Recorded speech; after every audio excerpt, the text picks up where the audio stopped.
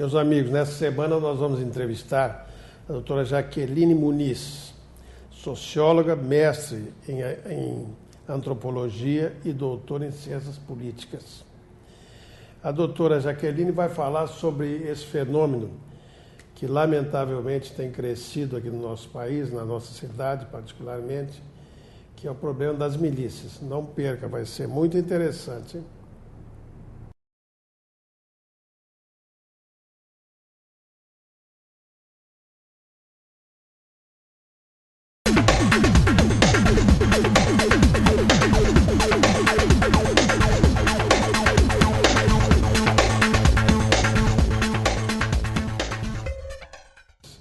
Na oportunidade, nós vamos entrevistar a doutora Jaqueline Muniz, que é uma pessoa que tem uma larga experiência.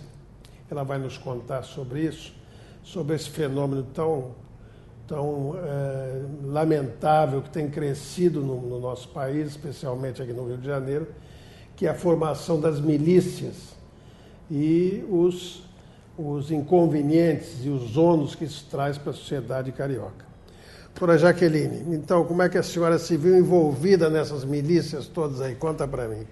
Na verdade, através do meu trabalho de pesquisa, né? Eu decidi, alguns anos atrás, na época do meu doutoramento, que eu iria estudar polícia, já estudava violência, conflito, desordem, que eu iria estudar as organizações policiais e demais meios de força, em especial as polícias militar e civil, até porque faltavam estudos substantivos, estudos científicos, que pudessem compreender como funciona a polícia e o sistema de segurança pública por dentro. E essa foi, digamos assim, o rumo da minha tese de doutoramento e logo em seguida os demais trabalhos de pesquisa que eu vim desenvolvendo no âmbito da universidade e também em organizações não governamentais. É dessa maneira que eu acabei me interessando. Você acabou se envolvendo com as milícias. Com essas temáticas, que são temáticas associadas, diretamente ligadas ao exercício do poder de polícia, e que me levaram a seguir refletindo sobre essas questões, produzindo trabalhos técnicos, assessoria a governos, tanto aqui como na América Latina, no sentido de caminhar e fortalecer o processo de democratização da segurança pública em países de democracia emergente, como é o nosso caso, e que muitos deles viveram regimes de exceção, e que ainda trazem alguma herança, né, desse passado cultural, que já ficou há tanto tempo atrás. Sim, agora a senhora referiu a América Latina, né? Uhum. E, além do Brasil, há outros exemplos na América Latina da formação dessas entidades, vamos chamar assim, paraestatais tendentes à prática de crimes e a outras violências, não? Olha, na verdade, as chamadas milícias no Brasil, elas não são um fato novo na história das organizações de força ou da segurança pública. Grupos armados ou bandos armados como esses, eles tendem a emergir sempre que nós assistimos a uma espécie de ingovernabilidade do principal poder do Estado, que é o poder coercitivo, o poder de exercer obediência diante do império da lei.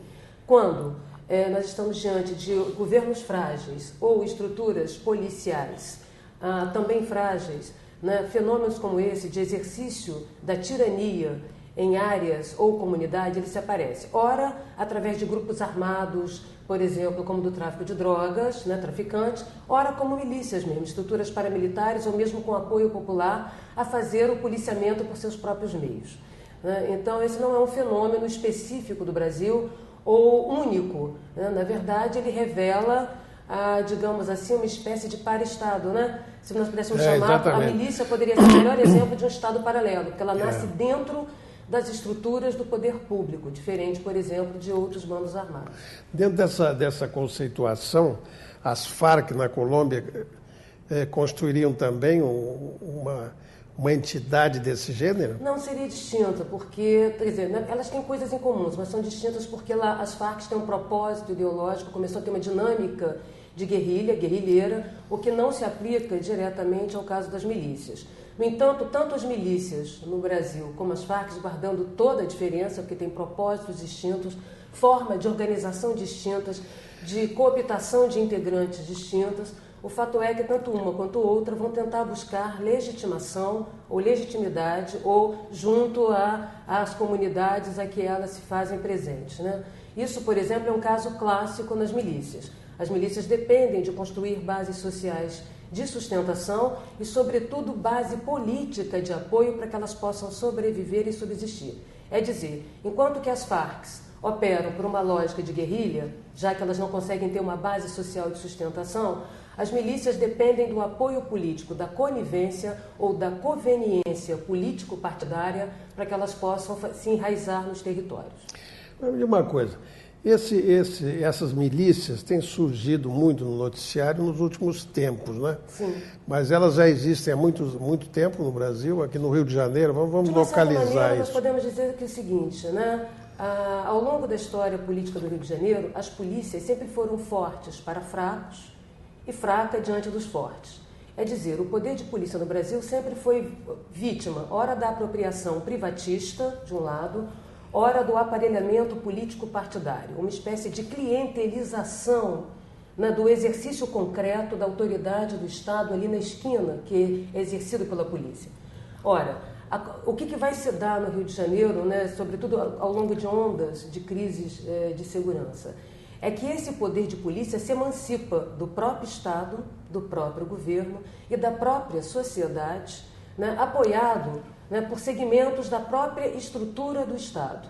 Né? Então, as práticas clientelistas, as práticas assistencialistas no Rio de Janeiro, elas tiveram, de uma certa maneira, esse apoio, essa promiscuidade, essa relação muito íntima, né, com aqueles que iriam fazer o papel de capangas, né? Então, se antes eu era funcionário do crime, vamos dizer assim, num dado momento eu me torno sócia do crime e por que não então ser patrão? O movimento das milícias é esse movimento de autonomização predatória do mandato público delegado pela sociedade às agências policiais. Isto acontece, já aconteceu em outros países, né, sempre que se tem essa, digamos, ingerência político-partidária ou, digamos assim, uma espécie de privatização perversa do principal poder do Estado, que é o poder coercitivo, o poder de regular, né, a vida dos cidadãos diante dos seus direitos, para afirmar os seus direitos e garantias individuais e coletivas. Então, no caso do Rio de Janeiro, não é nenhuma novidade.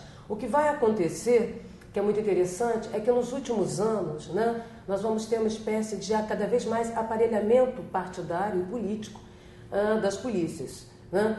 E diante de um mandato público de polícia em aberto, isso vai ser preenchido, né, desta maneira. Né? Que maneira é essa? Né? A apropriação desse poder de polícia ali na esquina, sempre com a chancela política. Nós podemos dizer que o Robin Hood do passado virou uma espécie de miliciano do presente. O libertador de antes se torna o tirano de hoje e de amanhã, com apoio, né, digamos assim, de núcleos políticos locais, né, que tem interesses assistencialistas. Né? O que a milícia faz? Ela coleta impostos informais e ilegais, que contribuem, auxiliam e produzem o Caixa 2, que alimentam trajetórias político-partidárias no Rio de Janeiro.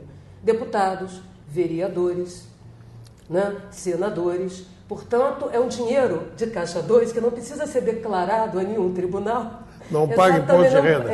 E, no entanto, você tem ali uma espécie de Estado paralelo que coleta esses impostos. Mas, quer dizer, as milícias, então, na verdade, segundo você está dizendo, elas se confundem, né, com o próprio poder... Com o próprio poder público. Elas operam com uma medida de tolerância e de chancela. Quer dizer, é nisso que elas se enraizaram. E possivelmente, então, eu estou imaginando, é muito difícil identificar isso como uma organização criminosa, né?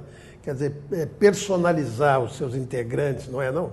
Não, porque o difícil é porque trata-se de cortar na própria carne. Não, porque, na verdade, o Estado paralelo ele não é produzido nem construído pelo criminoso convencional, o traficante.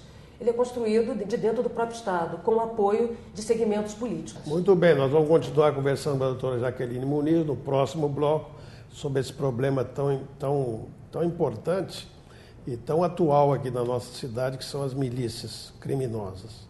Daqui a pouquinho.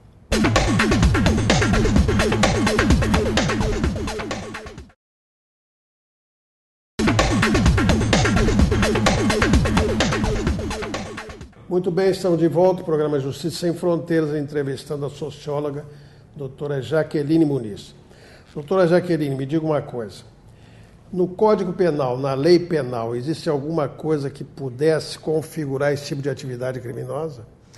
Olha, em verdade, né, o Código Penal é da década de 40, né, foi revisto recentemente, tem uma comissão que no momento está na busca da atualização desse código. Há um pleito de muitos secretários de segurança e de muitos agentes, atores políticos, no sentido de tipificar o crime, né, de milícia, ou seja, a participação em grupos dessa natureza.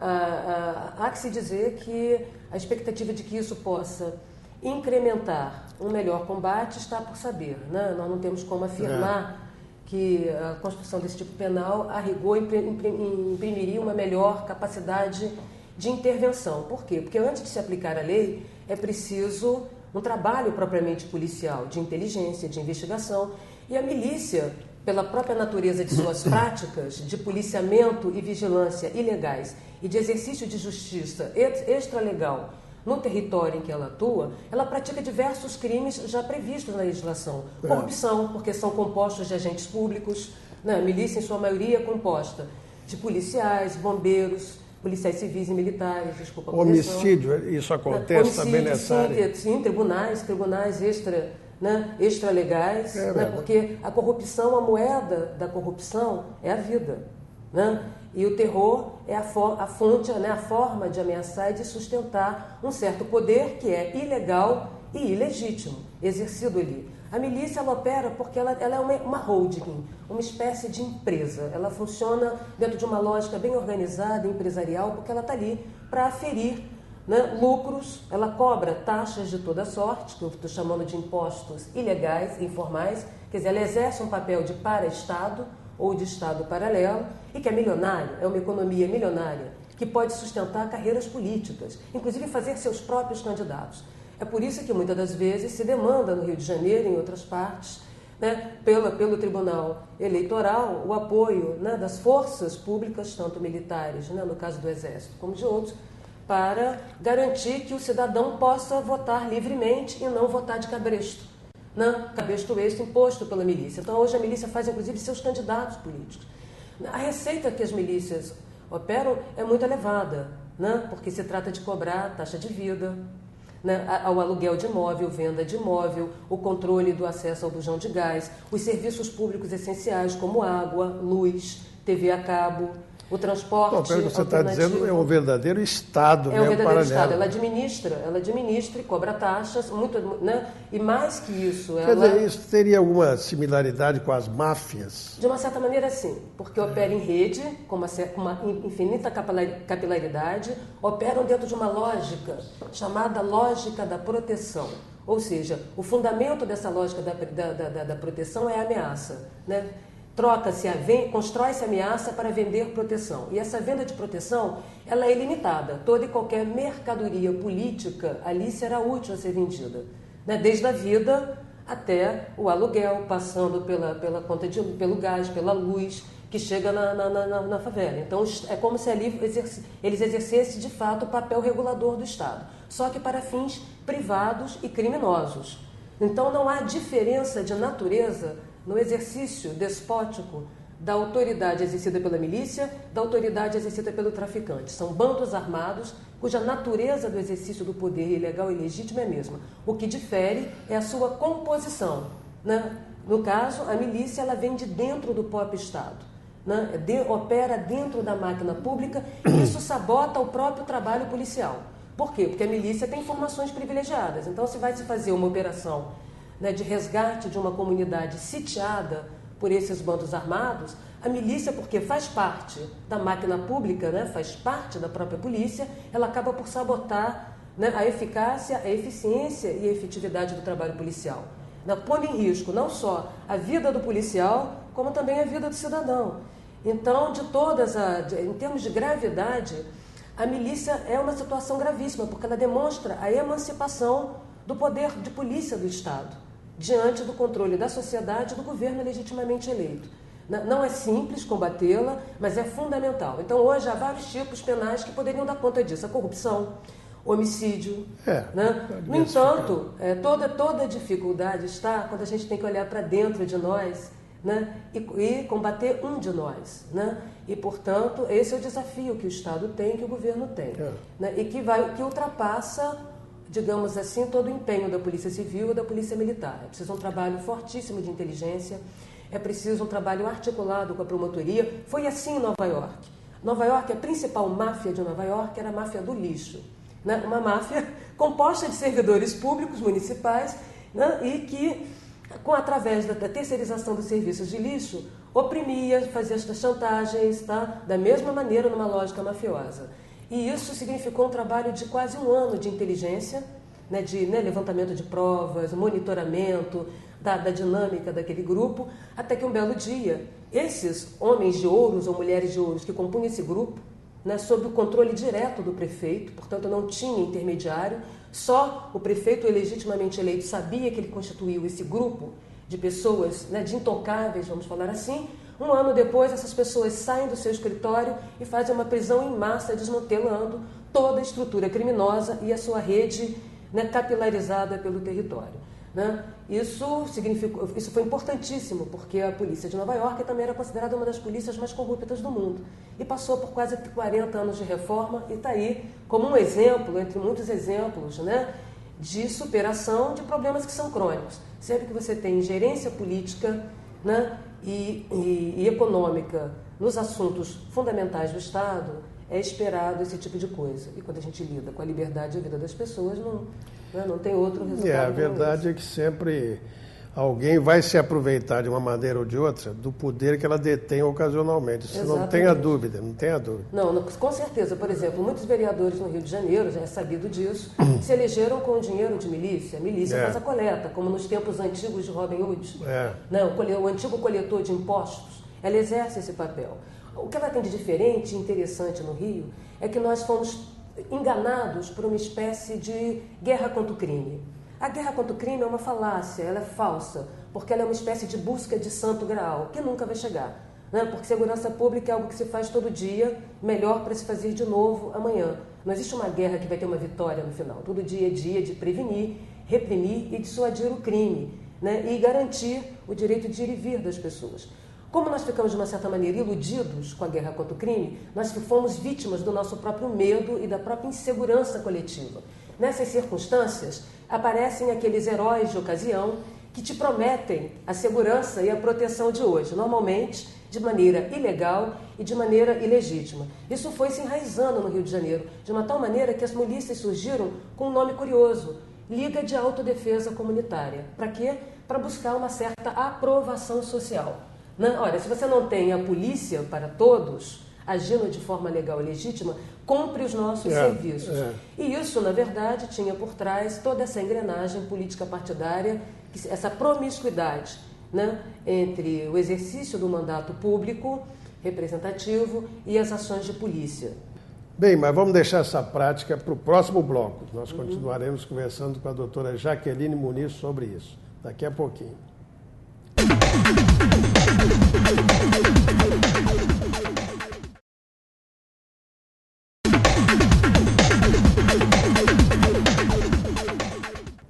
Muito bem, estamos de volta ao programa Justiça Sem Fronteiras, entrevistando a doutora Jaqueline Muniz.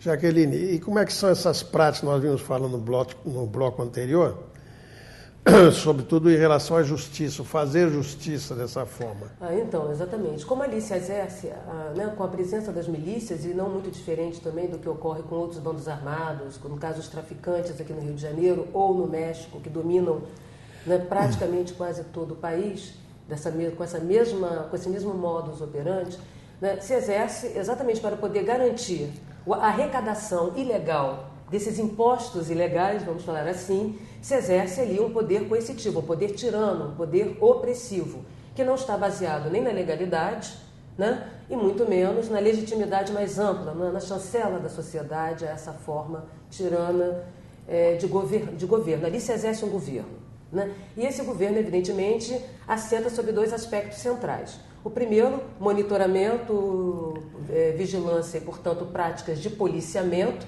ilegais e legítimas e práticas de justiça.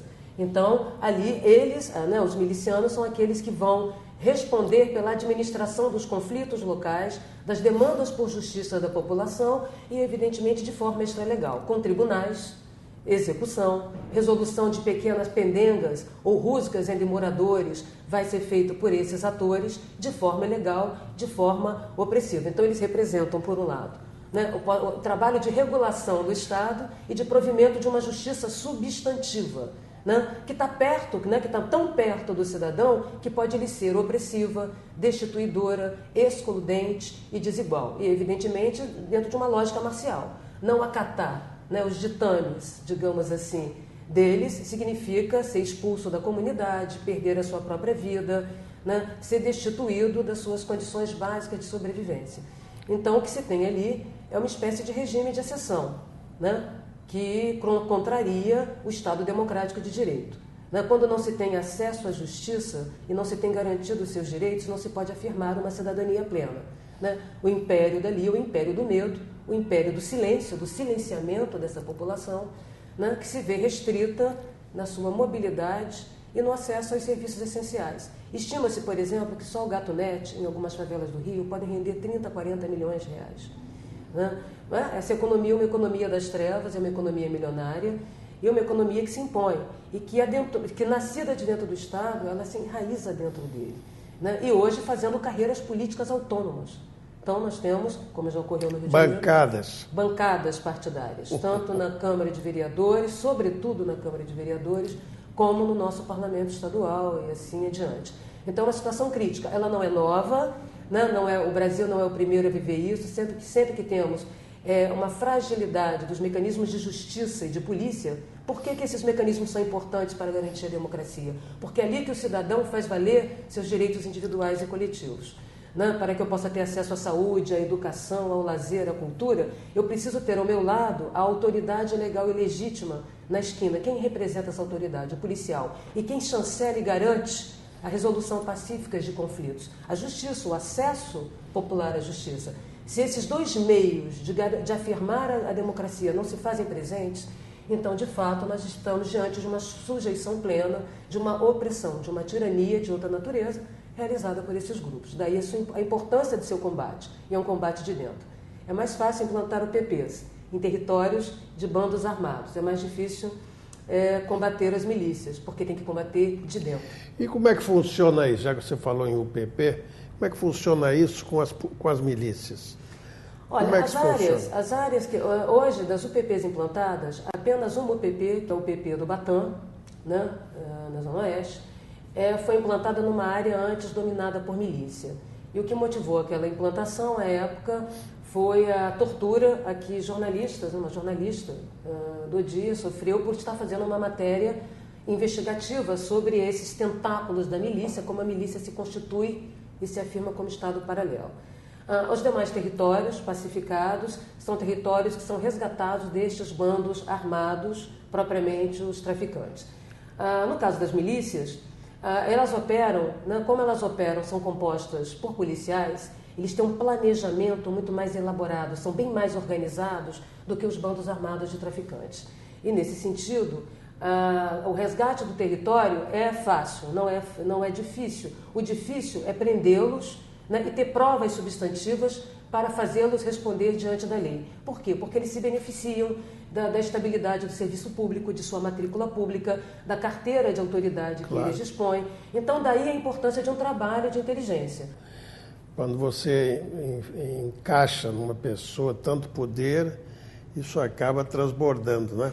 Para interesses particulares. Sempre foi interesses particularistas. Isso aí não tem novidade nisso aí, não. Isso ficou mais forte na época do PAN. A ideia era, como a polícia teria cobertor curto, foi uma espécie de privatização perversa da segurança, que é um bem público. Olha, é melhor ter milícia do que não ter nada, né? Então, a ideia, essa mentalidade no Rio de Janeiro, que é uma mentalidade política que não vem de agora, ela levou essa corrosão por dentro. Daí todo o esforço das UPPs de resgatar a confiança pública, a credibilidade, né, no Estado como aquele que é responsável pelo exercício legal e legítimo da força, pelo provimento de serviços de segurança pública.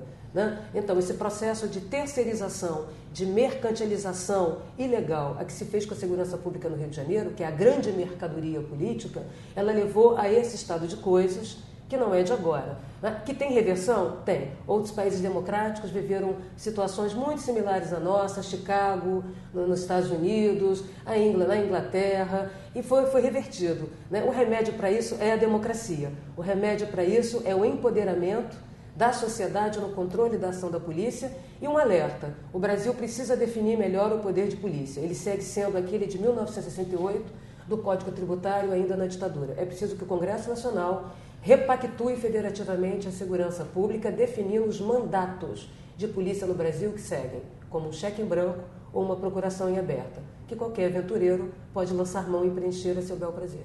É um assunto delicado, hein? Exatamente. É um assunto delicado. Eu não sei como é que esses lugares que você está referindo conseguiram dar a volta por cima e nem sei se deram plenamente, hein? Eu tenho as minhas dúvidas que tenham dado plenamente. Não, de fato, o controle da corrupção ele segue sendo uma rotina, né? Quanto mais poder a gente tem, mais oportunidade a gente tem de desvios de conduta. No entanto, diferente no Brasil, nós entramos na democracia sem rever determinados pactos federativos e seguimos com o modelo e com o sistema de segurança pública de 68.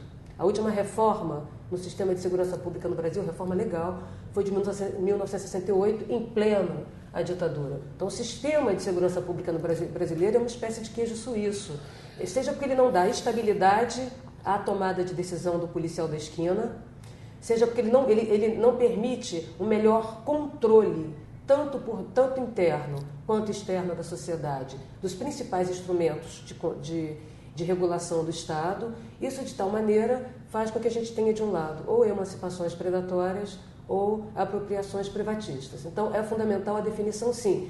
Temos uma discussão constitucional que é preciso que o Brasil enfrente. Nós temos que repensar esse modelo e começa lá em cima. Antes de tudo, a Constituição, que é o pacto mais amplo de uma sociedade democrática, e ali nós estamos defasados. Eu acho que ali é um primeiro passo para que o policial se sinta seguro no exercício, porque senão nós vamos viver o que vivemos no Brasil e em outros países da América Latina, dando carteiradas uns nos outros, uma espécie de exercício de desautorização continuada das autoridades públicas no país. E aí o Estado de Direito vai deixar de ser o Estado de Direito e vai virar o direito do Estado. Mas que Estado é esse? O Estado ilegal. Então, me parece que tem um caminho, sim, e a solução é política. O problema é político. Esse drama que a gente vê nas ruas, a solução é política, porque o problema, a natureza dele é política. E sendo assim, está nas nossas mãos, nas mãos de todos. Estamos aí num ano eleitoral, para refletir sobre o que fazer com essas lacunas que o Brasil ainda enfrenta por uma democracia que está se consolidando. Muito bem, estamos chegando ao final. Quero agradecer muito especialmente sua presença aqui entre nós. Tenho certeza que a sua entrevista foi um sucesso. Os nossos telespectadores devem estar encantados com a sua fala. Eu que lhe agradeço. E eu quero agradecer, portanto, e parabenizá-la, porque você realmente sabe o que diz. É uma coisa muito boa a gente encontrar uma pessoa que sabe o que diz, né? Meus parabéns. Eu agradeço a oportunidade de estar aqui junto ao seu público. Muito obrigado. Muito bem, fale conosco em www.jsemfronteiras.com.br. A liberdade é o oxigênio da alma. Woody Allen. Muito obrigado e até uma próxima vez.